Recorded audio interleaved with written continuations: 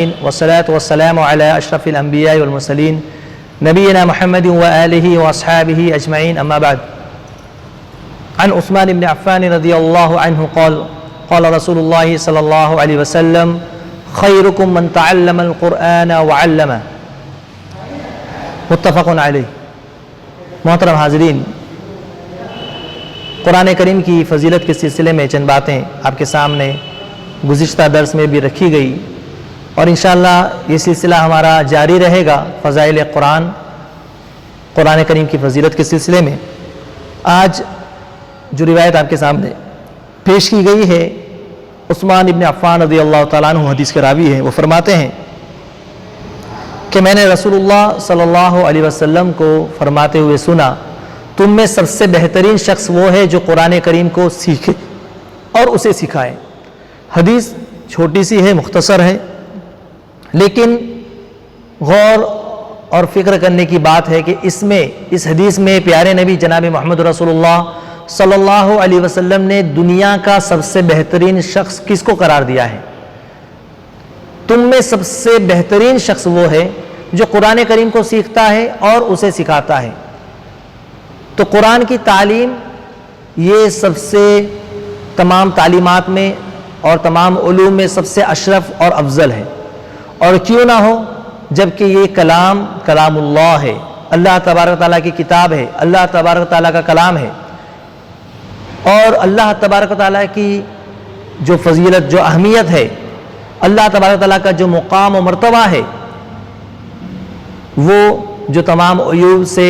تمام نقائص سے پاک ہے، اور جس کا ہر فعل، جس کا ہر کام عدل و انصاف پر مبنی ہے،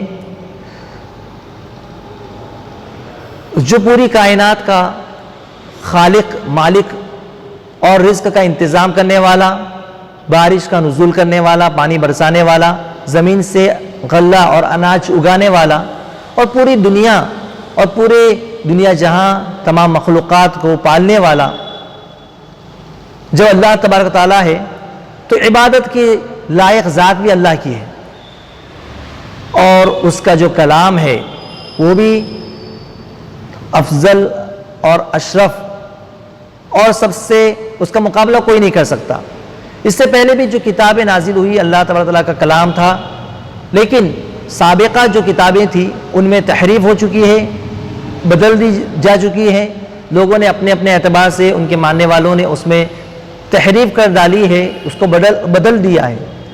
لیکن قرآن کریم اللہ تبارک و تعالیٰ نے اس کی حفاظت کی ذمہ داری لی ہے۔ اِنَّا نَحْنُ نَزَّلْنَا الذِّكْرَ وَإِنَّا لَهُ لَحَافِظُونَ، ہم ہی اس کتاب کو نازل کرنے والے ہیں اور ہم ہی اس کی حفاظت کرنے والے ہیں۔ ہم نے ہی اس کتاب کو نازل کیا ہے، اس ذکر کو، اس کتاب کو، اس قرآن کریم کو ہم نے ہی نازل کیا ہے، اور ہم ہی اس کی حفاظت کرنے والے ہیں۔ تو چونکہ اس کی حفاظت کا ذمہ اللہ تبارک و تعالیٰ نے لے لیا ہے، لہٰذا قیامت تک اب اس میں کسی طرح کی کوئی کمی بیشی ہونے والی نہیں ہے، اور لاکھ چاہ کر کے بھی لوگ اسے ضائع کرنے کی کوشش کرے، اس کو ختم کرنے کی کوشش کرے، اس کی حفاظت کا ذمہ اللہ تبارک و تعالیٰ نے لیا ہے۔ تو ہمیں سوچنے اور سمجھنے کی ضرورت ہے۔ خاص طور پر میں یہ گزارش کروں گا والدین سے کہ وہ اپنے بچوں کی تعلیم و تربیت پر توجہ دیں۔ جس طریقے سے وہ دنیاوی تعلیمات پر ان کی راتوں کی نیند اڑ جاتی ہے، اور وہ اپنا خون اور پسینہ، اپنی محنت اور اپنی محنت سے کمایا ہوا جو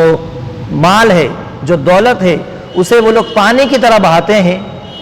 بچوں کی تعلیم، فیس کا معاملہ ہو، اسکول کی فیس کا معاملہ ہو، کتابوں کا معاملہ ہو، ٹیوشن کا معاملہ ہو، یا جو بھی اخراجات وہ لوگ تعلیم پر کر رہے ہیں، یقیناً وہ اپنے بچوں کے بہتر مستقبل کے لیے کر رہے ہیں، اس پر انہیں اجر و ثواب بھی ملے گا، کرنا چاہیے۔ لیکن یہ انتہائی ناانصافی کی بات ہے کہ ہم دنیاوی تعلیم کے پیچھے تو ہم اس قدر اس میں غرق ہو جائے اور اس کے لیے پوری توانائی لگا دیں، تگودو کر دیں، اپنے بچوں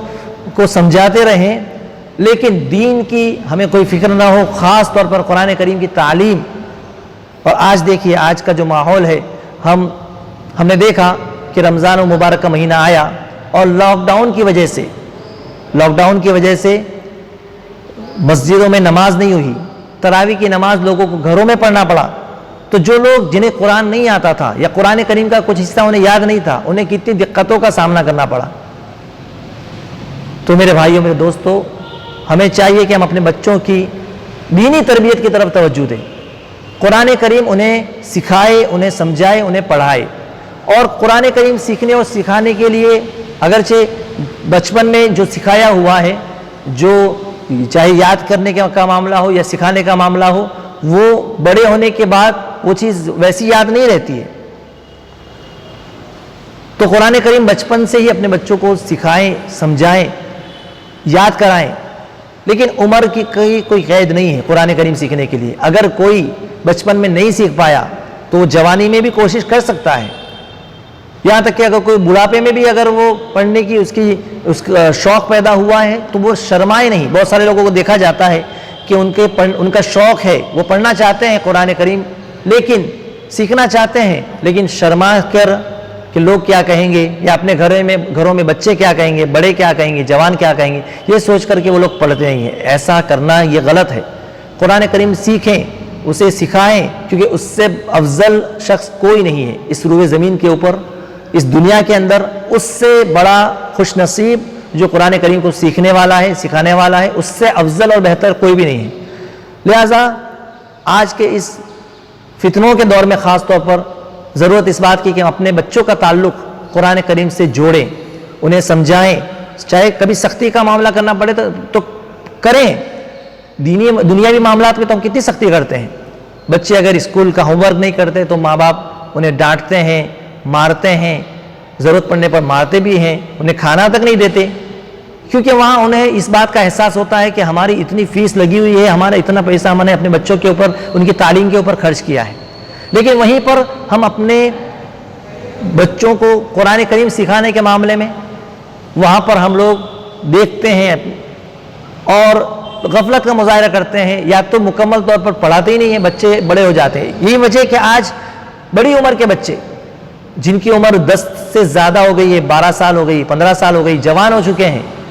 لیکن انہیں قرآن کریم پڑھنا نہیں آتا۔ تجوید سے پڑھنے کی تو بہت دور کی بات ہے، لیکن انہیں ناظرہ پڑھنے تک نہیں آتا۔ دیکھ کر وہ لوگ قرآن نہیں پڑھ سکتے۔